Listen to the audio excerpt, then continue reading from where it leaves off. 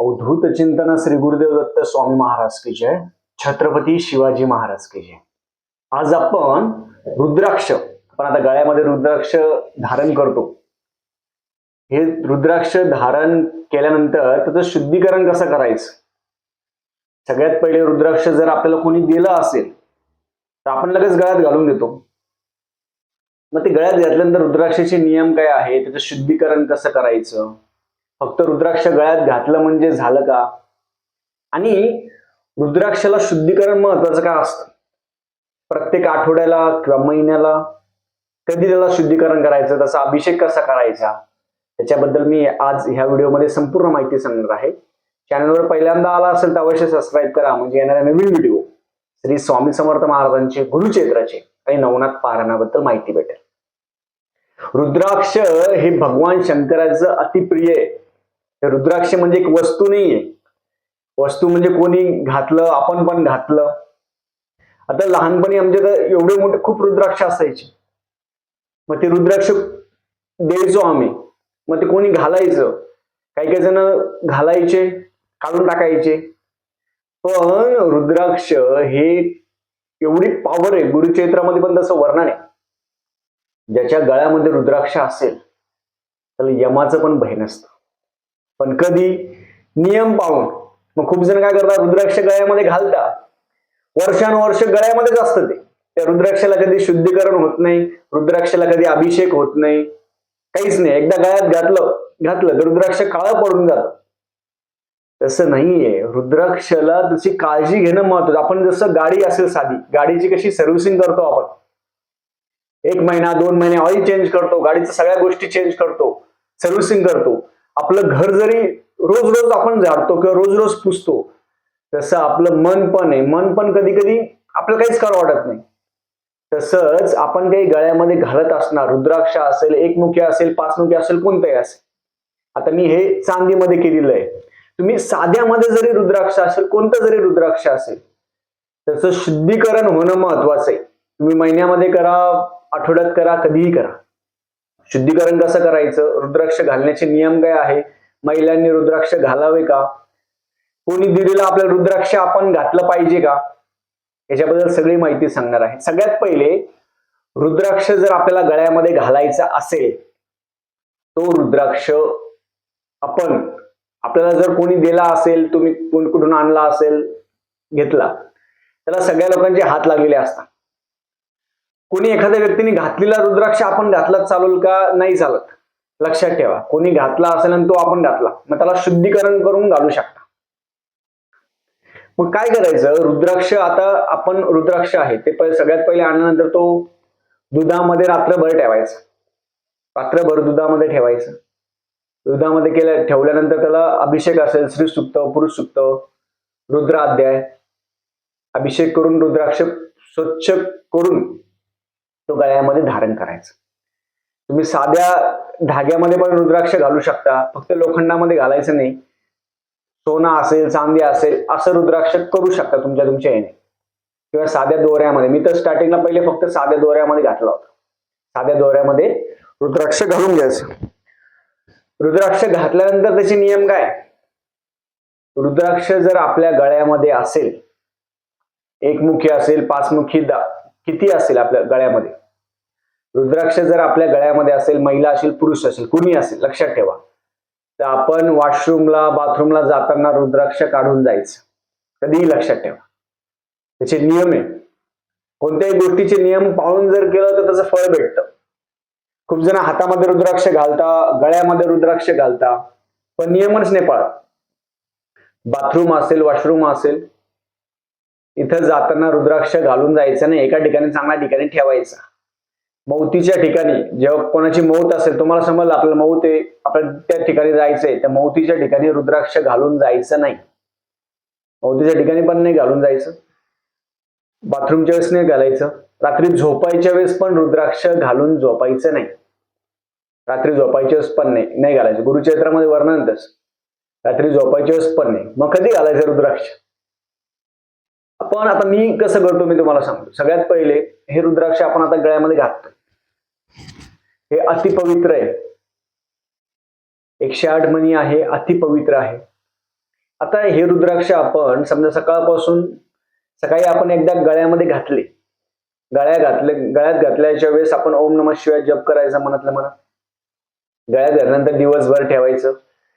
संध्याकाळच्या वेळेस रात्री झोपायच्या अगोदर एका चांगल्या ठिकाणी डिश मध्ये किंवा याच्या चांगल्या ठिकाणी ते रुद्राक्ष काढून ठेवायचे. तुमच्या गळ्यात एक मुख्य जरी असेल किंवा एक जरी गळ्यामध्ये रुद्राक्ष असेल, महिला असेल पुरुष असेल, गळ्यामध्ये तुम्ही रुद्राक्ष घालत असणार, तो रुद्राक्ष रोज रात्री झोपायच्या वेळेस काढून ठेवायची सवय लावायला पाहिजे. रुद्राक्ष घालून सेक्शुअल गोष्टी करू नये हे लक्षात ठेवा. गुरुचरित्रामध्ये वर्णन दे. बरं, रात्री काय करायचं, रुद्राक्ष मी काय करतो, रात्री डिश मध्ये रुद्राक्ष पूर्ण काढून ठेवतो. दुसऱ्या दिवशी सकाळी आपली स्नान झाल्यानंतर सगळ्या वॉशरूम असेल बाथरूम असेल सगळीकडे झाल्यानंतर स्नान संध्या झाल्यानंतर रुद्राक्ष गळ्यामध्ये ओम नमः शिवाय म्हणून घालायचं. बस, दिवसभरच रुद्राक्ष घालायचं आहे, रात्री रुद्राक्ष घालायचं नाही. तुमच्या गळ्यामध्ये कोणताही रुद्राक्ष असू द्या, हातामध्ये असू द्या, गळ्यात असू द्या. रुद्राक्षाचं शुद्धीकरण कसं करायचं, कधीही दुसऱ्यांचं रुद्राक्ष आपण घालायचं नाही. घालायचं असेल तर शुद्धीकरण करायचं. रुद्राक्ष जेव्हा आपण घालतो गळ्यामध्ये ते मन शांतीसाठी, लक्षात ठेवा. एक रुद्राक्ष तुम्ही घातलं मन शांतीसाठी, 11 108 जर घातलं तर आपली आध्यात्मिक प्रगतीसाठी. आता हे 108 रुद्राक्ष आहे, याच्याने काय होतं, एक प्रकारचं मनामध्ये शांती निर्माण होते, चंचलपणा कमी होतो, आध्यात्मिक ओढ लागते. आणि रुद्राक्ष आपण गंगा स्नान असेल, आता समजा गाणगापूर असेल, तिथं जर गेलो तर रुद्राक्ष त्या संगमावर स्नान करायचं किंवा आपण स्नान केल्यानंतर रुद्राक्षाचं पाणी पडतं, पाणी आपल्या अंगावर, म्हणजे रुद्राक्षाचं स्नान करायचं पुण्य आपल्याला भेटतं. लक्षात ठेवा, रुद्राक्ष स्नान करायचं पुण्य आपल्याला भेटतं. रुद्राक्षाचं शुद्धीकरण कधी करायला पाहिजे, महिन्यातून. मी म्हणतो प्रत्येक आठवड्याला करायला पाहिजे. प्रत्येक आठवडा तुमच्या गळ्यामध्ये एक रुद्राक्ष असू द्या, 2 असू द्या, किती असू द्या, काळ्या कलर घालायचं नाही. प्रत्येक सोमवारी काय करायचं, आपलं रुद्राक्ष आहे ते डिश मध्ये ठेवायचं. घरी करा, महादेवाच्या मंदिराजवळ करा, कुठेही करा, डिश मध्ये रुद्राक्ष ठेवायचं गळ्यातून काढून. डिश मध्ये केल्यानंतर रुद्राक्षाला पहिले पाणी असेल, दूध असेल, त्याने अभिषेक करायचा, श्री सुक्त, पुरुष सुक्त. काही नाही जमलं ओम नमः शिवाय म्हणायचं. रुद्राक्षाला दूध, पाणी, दहीने स्नान घालायचं. ते केल्यानंतर रुद्राक्ष स्वच्छ धुवायचं, छानपैकी धुवायचं सगळं. स्वच्छ धुतल्यानंतर त्याला थोडी हळद लावू शकता, हळद कापूरनी स्वच्छ करून घ्यायचं रुद्राक्ष. आणि आपल्या आठवड्याभर आपल्या अंगावर असतं ना ते, मग रुद्राक्षाला हळद आणि कापूरनी स्वच्छ धुवायचं.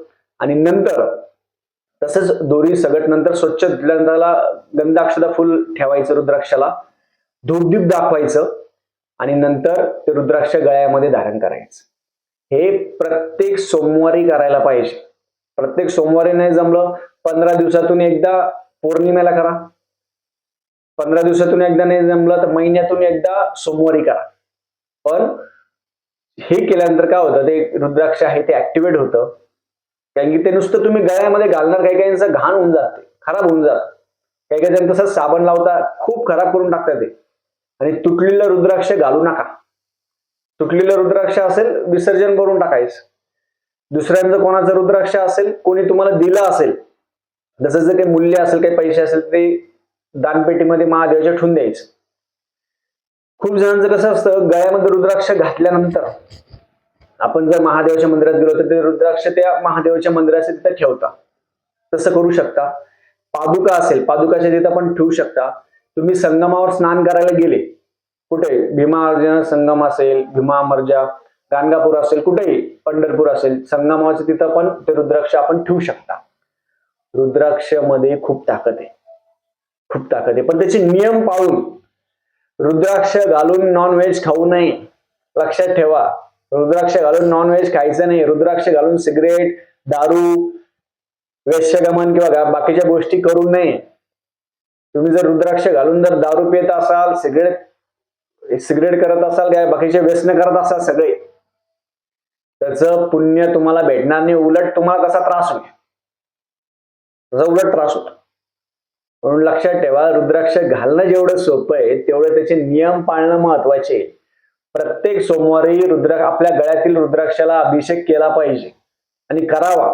जशी आपण गाडी सर्व्हिसिंग करतो, घर स्वच्छ करतो, रोज आंघोळ करतो, रोज स्नान करतो, तसं रोज किंवा दर सोमवारी आपल्या रुद्राक्षाला स्वच्छ शुद्धीकरण करून घ्यायचं, धूपदीप दाखवायचं प्रत्येक सोमवारी, आणि ते दाखवल्यानंतर गळ्यामध्ये घालून घ्यायचं.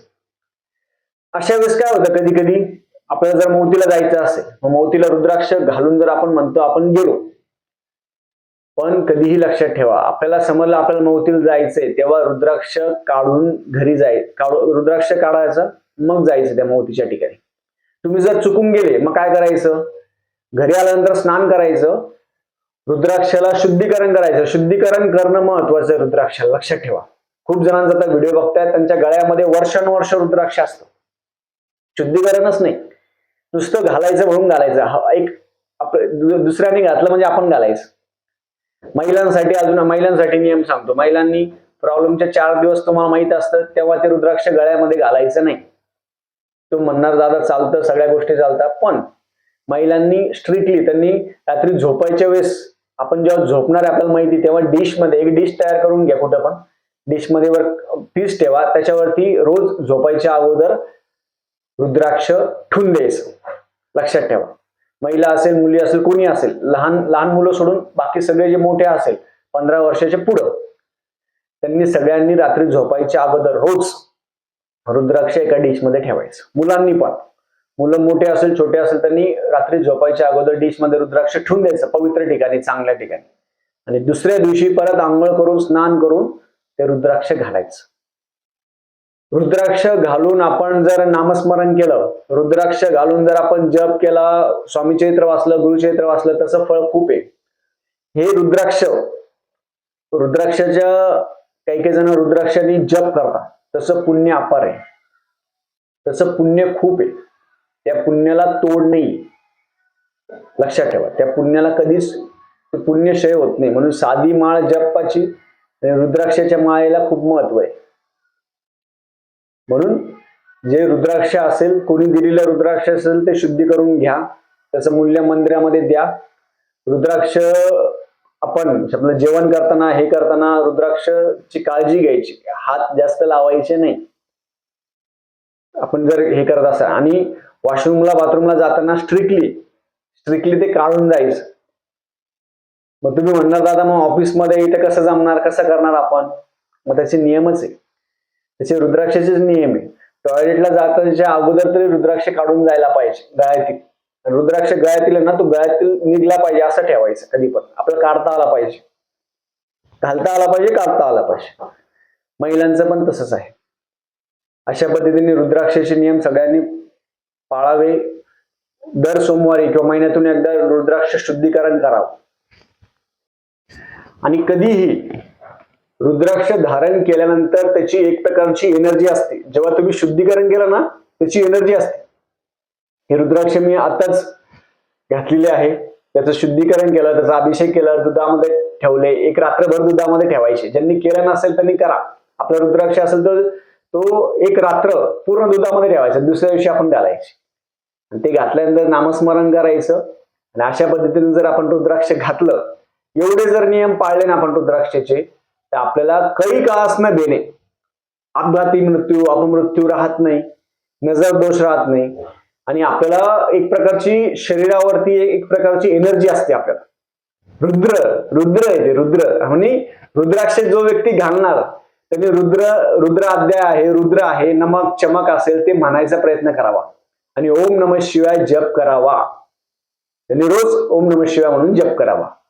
झालेली सेवा मी महाराजांच्या रुजू करतो. श्री स्वामी समर्थ.